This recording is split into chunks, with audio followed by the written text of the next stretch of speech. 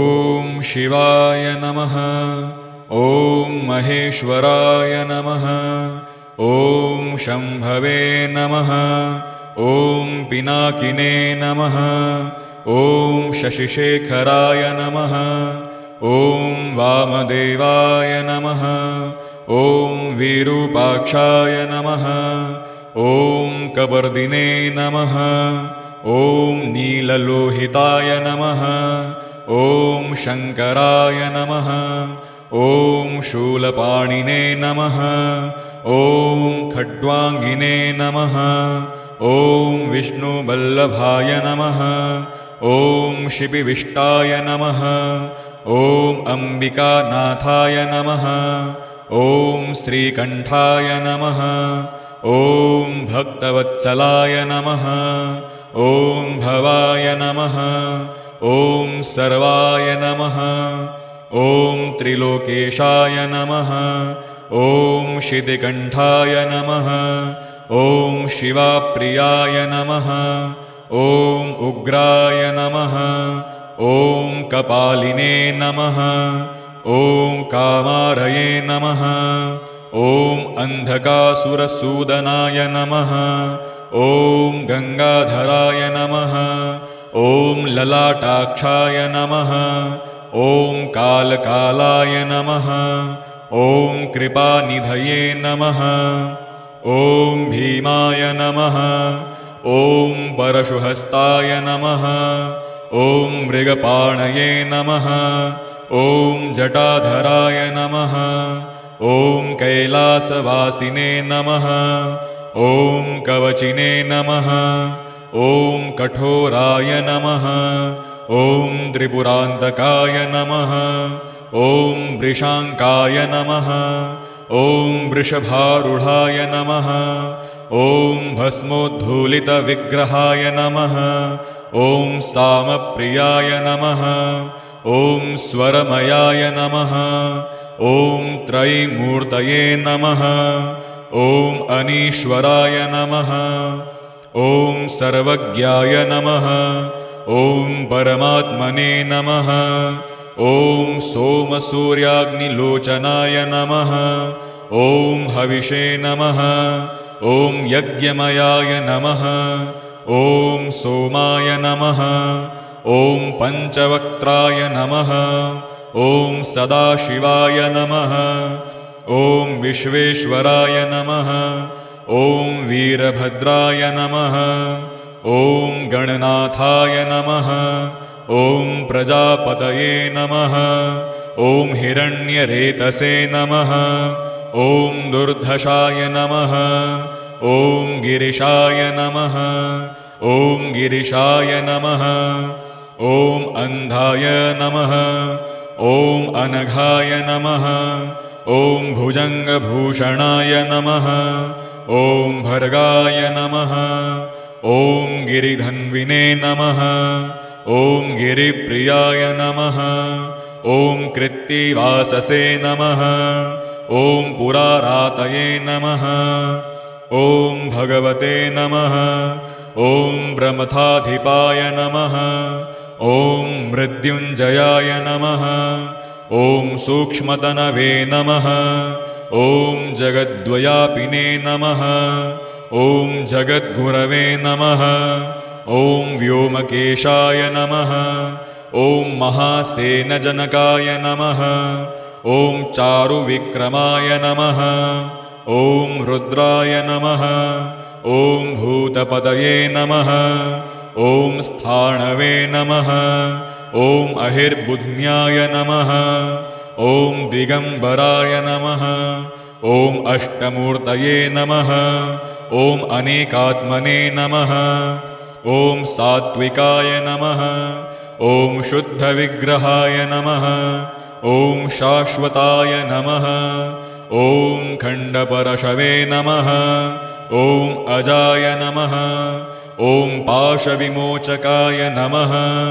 ॐ मृडाय नमः। ॐ पशुपतये नमः। ॐ देवाय नमः। ॐ महादेवाय नमः। ॐ अव्याय नमः। ॐ हरये नमः। ॐ पूषदन्तभिदे नमः ॐ अव्यग्राय नमः ॐ दक्षाध्वरहराय नमः ॐ हराय नमः ॐ भगनेत्रभिदे नमः ॐ अव्यक्ताय नमः ॐ सहस्राक्षाय नमः ॐ सहस्रपदे नमः ॐ अपवर्गप्रदाय नमः ॐ अनन्ताय नमः ॐ तारकाय नमः ॐ परमेश्वराय नमः ॐ शिवाय नमः ॐ महेश्वराय नमः ॐ शम्भवे नमः ॐ पिनाकिने नमः ॐ शशिशेखराय नमः ॐ वामदेवाय नमः ॐ विरूपाक्षाय नमः ॐ कपर्दिने नमः ॐ नीललोहिताय नमः ॐ शङ्कराय नमः ॐ शूलपाणिने नमः ॐ खड्वाङ्गिने नमः ॐ विष्णुवल्लभाय नमः ॐ शिपिविष्टाय नमः ॐ अम्बिकानाथाय नमः ॐ श्रीकण्ठाय नमः ॐ भक्तवत्सलाय नमः ॐ भवाय नमः ॐ सर्वाय नमः ॐ त्रिलोकेशाय नमः ॐ शितिकण्ठाय नमः ॐ शिवाप्रियाय नमः ॐ उग्राय नमः ॐ कपालिने नमः ॐ कामारये नमः ॐ अन्धकासुरसूदनाय नमः ॐ गङ्गाधराय नमः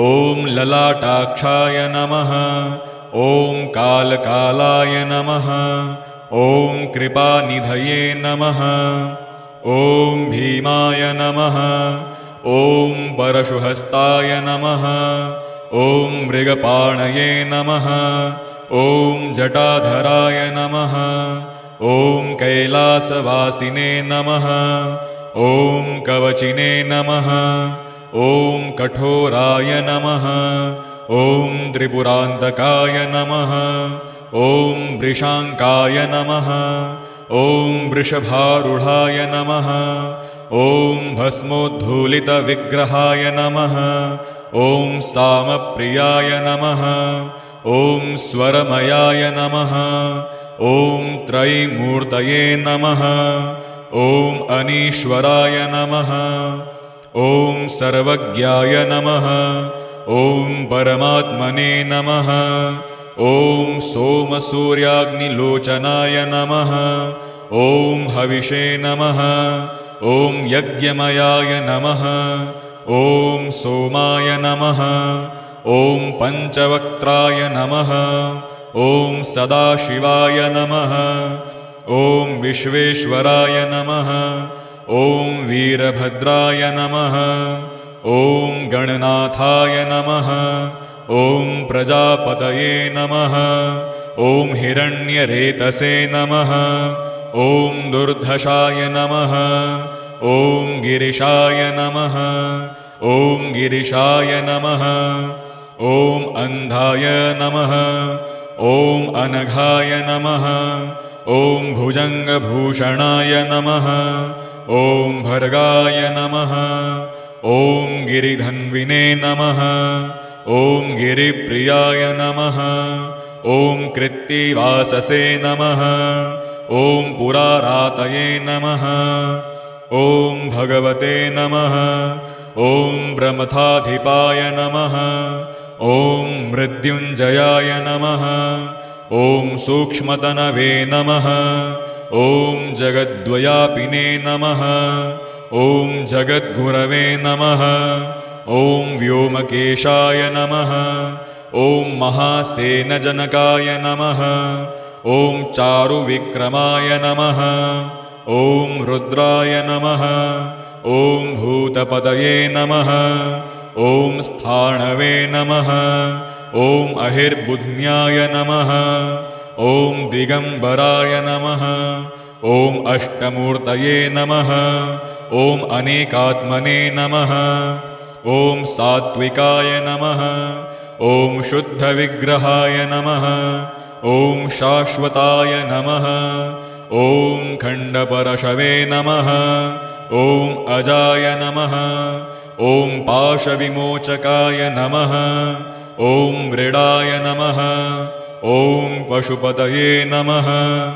ॐ देवाय नमः। ॐ महादेवाय नमः। ॐ अव्याय नमः। ॐ हरये नमः। ॐ पूषदन्तभिदे नमः। ॐ अव्यग्राय नमः। ॐ दक्षाध्वरहराय नमः। ॐ हराय नमः। ॐ भगनेत्रभिदे नमः। ॐ अव्यक्ताय नमः। ॐ सहस्राक्षाय नमः। ॐ सहस्रपदे नमः। ॐ अपवर्गप्रदाय नमः। ॐ अनन्ताय नमः। ॐ तारकाय नमः। ॐ परमेश्वराय नमः। ॐ शिवाय नमः। ॐ महेश्वराय नमः। ॐ शम्भवे नमः। ॐ पिनाकिने नमः। ॐ शशिशेखराय नमः। ॐ वामदेवाय नमः। ॐ विरूपाक्षाय नमः। ॐ कपर्दिने नमः। ॐ नीललोहिताय नमः। ॐ शङ्कराय नमः। ॐ शूलपाणिने नमः। ॐ खड्वाङ्गिने नमः। ॐ विष्णुवल्लभाय नमः। ॐ शिपिविष्टाय नमः। ॐ अम्बिकानाथाय नमः। ॐ श्रीकण्ठाय नमः। ॐ भक्तवत्सलाय नमः। ॐ भवाय नमः। ॐ सर्वाय नमः। ॐ त्रिलोकेशाय नमः। ॐ शितिकण्ठाय नमः। ॐ शिवाप्रियाय नमः। ॐ उग्राय नमः। ॐ कपालिने नमः। ॐ कामारये नमः। ॐ अन्धकासुरसूदनाय नमः। ॐ गङ्गाधराय नमः। ॐ ललाटाक्षाय नमः। ॐ कालकालाय नमः। ॐ कृपानिधये नमः। ॐ भीमाय नमः। ॐ परशुहस्ताय नमः। ॐ मृगपाणये नमः। ॐ जटाधराय नमः। ॐ कैलासवासिने नमः। ॐ कवचिने नमः। ॐ कठोराय नमः। ॐ त्रिपुरान्तकाय नमः। ॐ वृषाङ्काय नमः। ॐ वृषभारूढाय नमः। ॐ भस्मोद्धूलितविग्रहाय नमः। ॐ सामप्रियाय नमः। ॐ स्वरमयाय नमः। ॐ त्रयीमूर्तये नमः। ॐ अनीश्वराय नमः। ॐ सर्वज्ञाय नमः। ॐ परमात्मने नमः। ॐ सोमसूर्याग्निलोचनाय नमः। ॐ हविषे नमः। ॐ यज्ञमयाय नमः।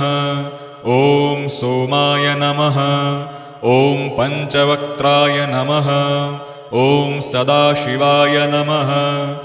ॐ विश्वेश्वराय नमः। ॐ वीरभद्राय नमः। ॐ गणनाथाय नमः। ॐ प्रजापतये नमः। ॐ हिरण्यरेतसे नमः। ॐ दुर्धशाय नमः। ॐ गिरिशाय नमः। ॐ गिरिशाय नमः। ॐ अन्धाय नमः। ॐ अनघाय नमः। ॐ भुजङ्गभूषणाय नमः। ॐ भर्गाय नमः। ॐ गिरिधन्विने नमः। ॐ गिरिप्रियाय नमः। ॐ कृत्तिवाससे नमः। ॐ पुरारातये नमः। ॐ भगवते नमः। ॐ ब्रह्मथाधिपाय नमः। ॐ मृत्युञ्जयाय नमः। ॐ सूक्ष्मतनवे नमः ॐ जगद्व्यापिने नमः ॐ जगद्गुरवे नमः ॐ व्योमकेशाय नमः ॐ महासेनजनकाय नमः ॐ चारुविक्रमाय नमः ॐ रुद्राय नमः ॐ भूतपतये नमः ॐ स्थाणवे नमः ॐ अहिर्बुध्न्याय नमः ॐ दिगम्बराय नमः ॐ अष्टमूर्तये नमः ॐ अनेकात्मने नमः ॐ सात्विकाय नमः ॐ शुद्धविग्रहाय नमः ॐ शाश्वताय नमः ॐ खण्डपरशवे नमः ॐ अजाय नमः ॐ पाशविमोचकाय नमः ॐ मृडाय नमः ॐ पशुपतये नमः ॐ देवाय नमः ॐ महादेवाय नमः ॐ अव्याय नमः ॐ हरये नमः ॐ पूषदन्तभिदे नमः ॐ अव्यग्राय नमः ॐ दक्षाध्वरहराय नमः ॐ हराय नमः ॐ भगनेत्रभिदे नमः ॐ अव्यक्ताय नमः ॐ सहस्राक्षाय नमः ॐ सहस्रपदे नमः ॐ अपवर्गप्रदाय नमः ॐ अनन्ताय नमः ॐ तारकाय नमः ॐ परमेश्वराय नमः ॐ शिवाय नमः ॐ महेश्वराय नमः ॐ शम्भवे नमः ॐ पिनाकिने नमः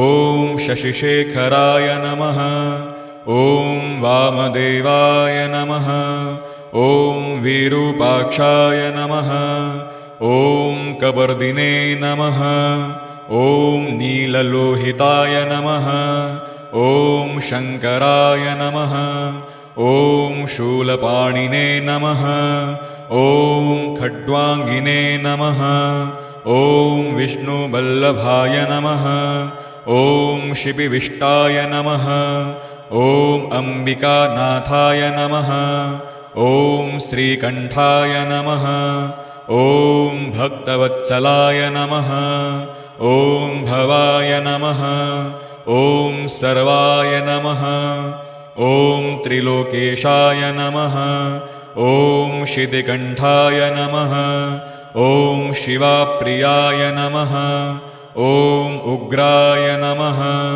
ॐ कपालिने नमः ॐ कामारये नमः ॐ अन्धकासुरसूदनाय नमः ॐ गङ्गाधराय नमः ॐ ललाटाक्षाय नमः ॐ कालकालाय नमः ॐ कृपानिधये नमः ॐ भीमाय नमः ॐ परशुहस्ताय नमः ॐ मृगपाणये नमः ॐ जटाधराय नमः ॐ कैलासवासिने नमः ॐ कवचिने नमः ॐ कठोराय नमः ॐ त्रिपुरान्तकाय नमः ॐ वृषाङ्काय नमः ॐ वृषभारूढाय नमः ॐ भस्मोद्धूलितविग्रहाय नमः ॐ सामप्रियाय नमः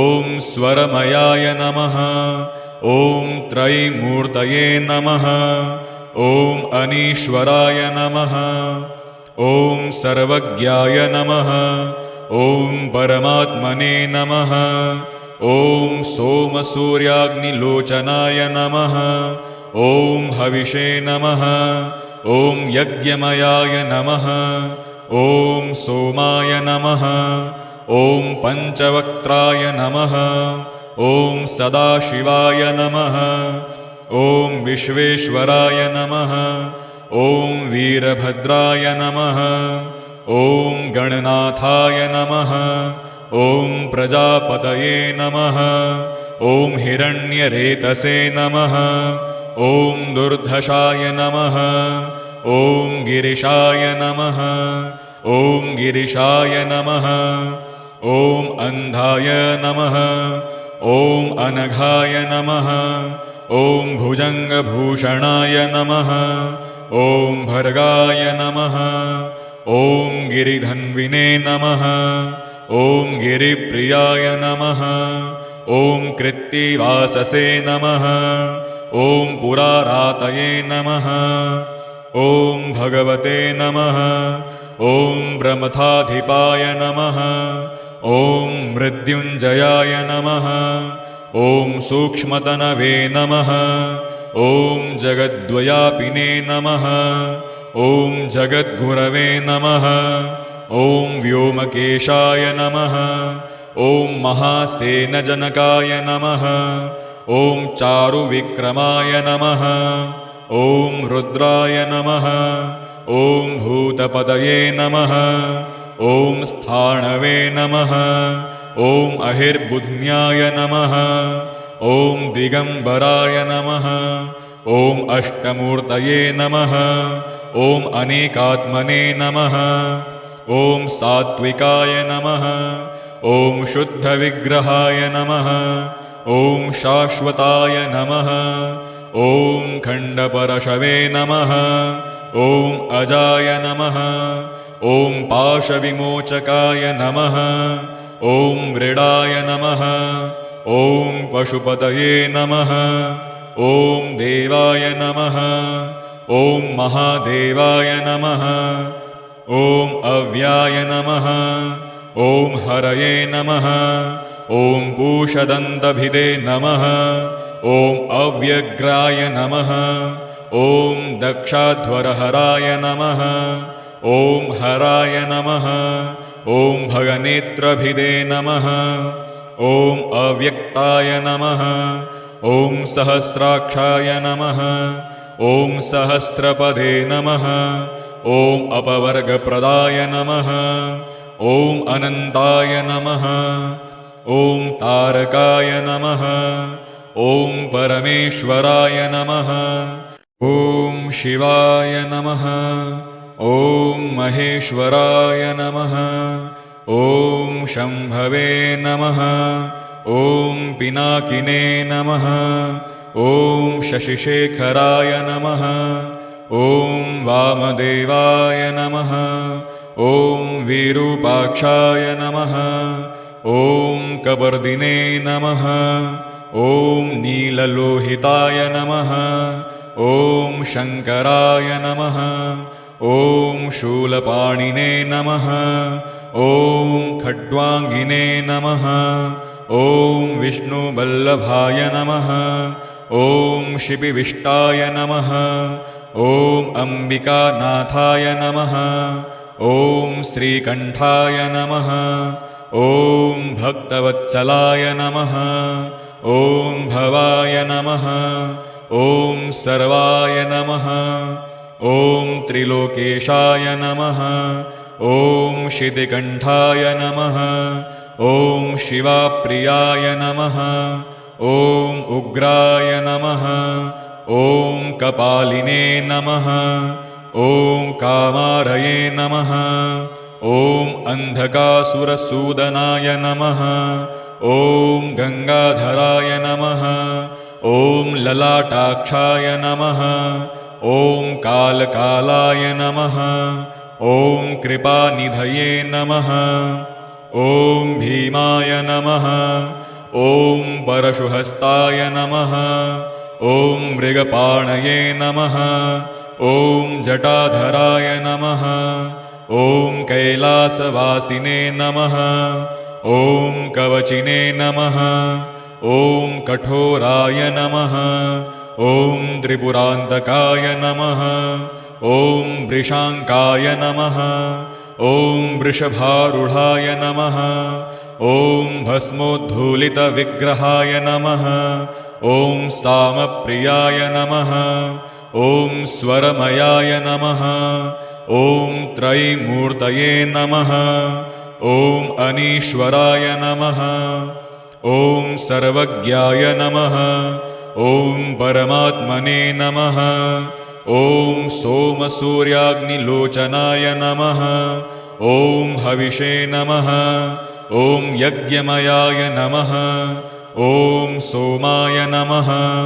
ॐ पञ्चवक्त्राय नमः ॐ सदाशिवाय नमः ॐ विश्वेश्वराय नमः ॐ वीरभद्राय नमः ॐ गणनाथाय नमः ॐ प्रजापतये नमः ॐ हिरण्यरेतसे नमः ॐ दुर्धशाय नमः ॐ गिरिशाय नमः ॐ गिरिशाय नमः ॐ अन्धाय नमः ॐ अनघाय नमः ॐ भुजङ्गभूषणाय नमः ॐ भर्गाय नमः ॐ गिरिधन्विने नमः ॐ गिरिप्रियाय नमः ॐ कृत्तिवाससे नमः ॐ पुरारातये नमः ॐ भगवते नमः ॐ ब्रह्मथाधिपाय नमः